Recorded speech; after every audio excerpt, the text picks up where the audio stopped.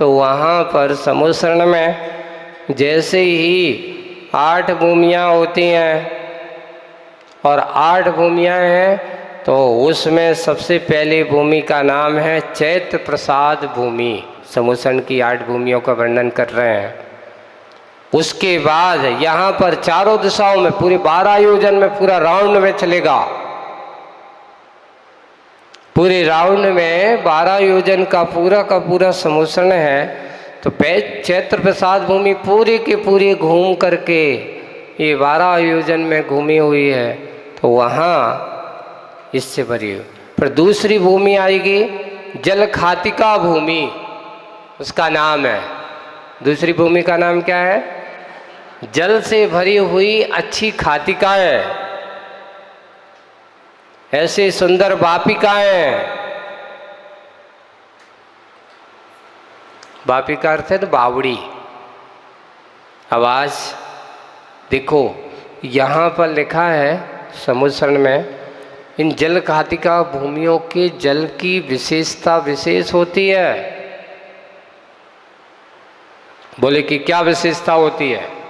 समुद्र में जो वापिकाएं हैं जल खातिका भूमि में, वहाँ जाकर के वे श्रावकगण जब उस जल में अपने आप को देखते हैं तो उनके अपने 7 भाव दिखाई देते हैं। कितने भाव? समुद्र की जल खातिका भूमि के जल में जाकर के वह जब देखता है तो उस जल भूमि में, उस जल में उसके 7 भाव नजर आते हैं। 7 भाव कौन कौन से? 3 पूरब के, 3 भविष्य के आने वाले और 1 वर्तमान का। वैसे अगर आपसे पूछा जाए, आपका भी लोगों से हम कहते हैं तुम 3 भाव के ज्ञाता तो तुम ही हो।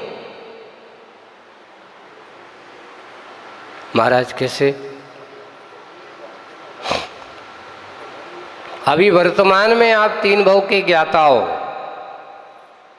आपका 3 भाव तो अभी स्पष्ट दिखाई दे रहा है।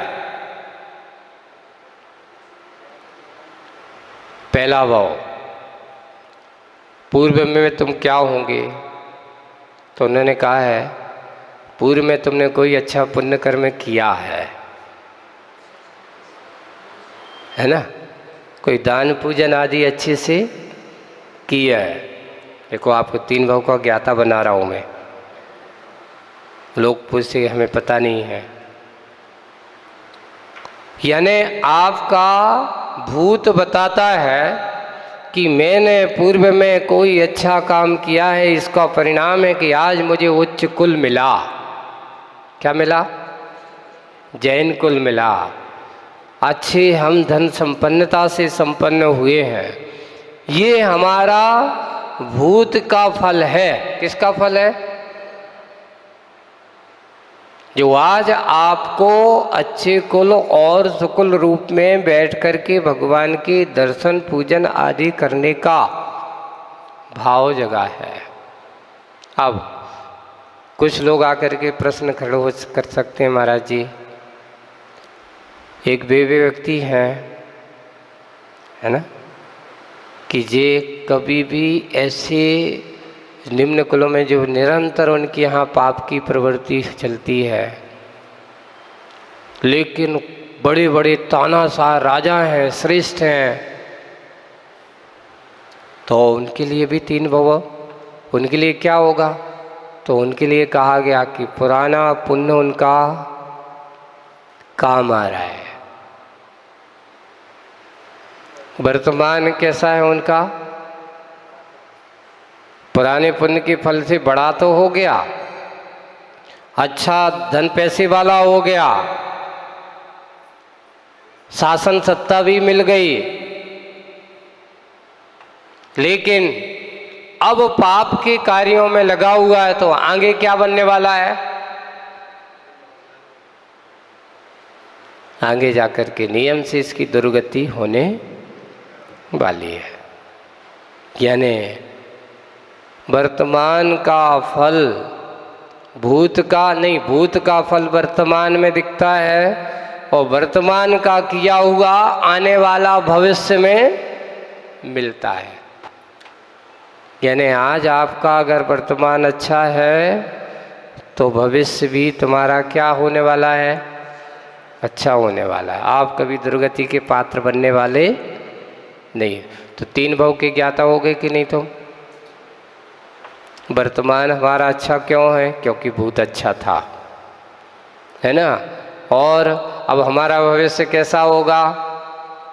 तो हम उनसे कहते हैं अच्छा वर्तमान को बनाओ तो आगे आने वाला भी अच्छा होने वाला है। तो वहाँ 7 भाव, 3 भाव पूर्व के, 3 भाव आगे के, ऐसे 7 भाव किस में? उस जल खातिका भूमि की वापिकाओं के जल में देखने से ज्ञात होता है।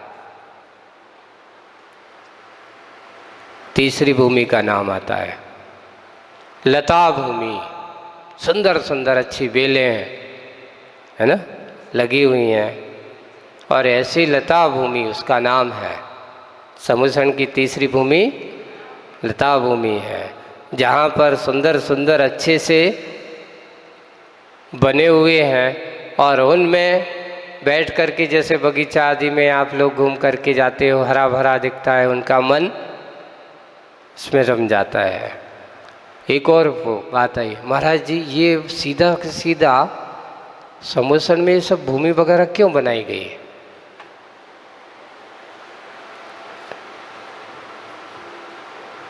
उसका कारण क्या है?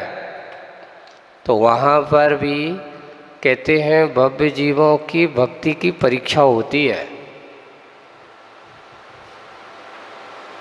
कई लोग तो ऐसे जीव आते हैं कि समुद्र के गेट के मानस्तंभ पर भी तो प्रवेश हो जाते हैं। कोई जाकर के कहाँ, कई खातिका भूमि में भटक जाता है, कोई नाटिका वहाँ नृत्यशाला आदि जो होते हैं इन पे ऐसी खातिका भूमि आदि में बहुत अच्छे राग रंग आदि की क्रियाएं चल रही हैं तो वहीं जाकर के रम जाते। लता भूमि में है, उपवन भूमि है, उसके बाद चौथे नंबर पर सुंदर सुंदर मनोरम। कई लोग जैसे आज लोग घूमने जाते ना, मसूरी जा रहे हैं, कई कश्मीर जा रहे हैं, है ना। तो ये सब क्या है? ये सारे की सारे उपवन भूमियाँ हैं। ऐसे समुद्र में ऐसे सुंदर सुंदर दृश्य पूरे 12 योजन का क्षेत्र है आदिनाथ भगवान का, छोटा मोटा थोड़ी है। उसमें जा कर के चले जाते हैं। 5वीं भूमि है जिसका नाम ध्वज भूमि है। सुंदर सुंदर ध्वजाएं, एक एक ध्वजा, महाध्वजा, लघु ध्वजा, उसमें लिखा है बड़ी पूरे समुद्र की ध्वजा भूमि से सुंदर। ऐसी ध्वजा अपने आप में जब भी हम कोई कार्यक्रम करते हैं तो ध्वजाओं को लगाने का उद्देश्य क्या है? क्योंकि कोई भी पार्टी हो चाहे कोई भी हो, ध्वजा का महत्व बहुत बड़ा होता है। इससे आदमी के मन की प्रवृत्ति में धर्म का प्रसार होता है, इसलिए ध्वजा हमेशा लगाना चाहिए। ऐसा। फिर उसके बाद 6वें नंबर पे कल्प वृक्ष भूमि। ओहो, यहाँ जा कर के तो अच्छे अच्छे रम जाते हैं। 10 प्रकार के कल्प वृक्ष होते हैं। और वहाँ जा कर के वहाँ तो कुछ मांगने की जरूरत, तुम तो कहो चाहिए क्या है, तो भोगी लोग तो इसमें ही भटक जाते होंगे। भगवान तक पहुँचने के लिए, अष्टम भूमि तक पहुँचने के लिए बहुत पुण्य चाहिए। इसलिए ये इतने प्रसार, इतने रास्ते पार करना। और कल्प वृक्ष भूमि के बाद फिर आता है भवन भूमि। सुंदर सुंदर भवन बने हुए हैं, आलीशान, अच्छे देख कर के। ऐसा नहीं, उनमें अच्छे रहने वाले भी होंगे, उनमें जा कर के बैठ कर के रम जाते होंगे। तो भवन भूमि। और उसके बाद फिर आती है अष्टम भूमि, जिसका नाम है श्री मंडप, जहाँ पर अब भगवान की 12 सभाएं लगेगी। कौन सी भूमि पर 12 सभाएं लगती हैं? अष्टमी भूमि, 8वीं भूमि है, यानी 7 भूमि को पार करके 8वीं भूमि जब आती है, उस 8वीं भूमि पर ही 12 सभाओं की रचना होती है। अब बैठते हैं लोग सभा में, वहाँ जाकर के भगवान के दर्शन उन सभाओं में बैठ कर के करते हैं। 12 सभाएं कैसी होती हैं? सबसे पहले सभा में मुनि, पहली सभा जहाँ पर किनको ये स्थान होता है? मुनियों का। आप गोल में चलेंगे पूरे राउंड में, है ना, एक एक कितने मुनि महाराज हैं। तो अपने यहाँ लिखा है कि देखो भगवान के समूषण में 12 योजन का था, और उस समय उनकी भगवान के समूषण में उस समय 4000 की संख्या रही होगी। तो यहाँ पर भगवान के समूषण में मुनियों की संख्या कितनी थी? 4000। अच्छे लोगों की संख्या का वर्णन, महाव्रतियों का वर्णन उसमें बताया दिया है। तो आदिनाथ भगवान के समूषण मुनियों की संख्या कितनी है? 4000। वृषभ सेन जिसके गणधर थे, इनका भी बहुत अभी रहस्य, अभी उसी समय भगवान के सामने गणधर बन गए होंगे, ऐसा नहीं है।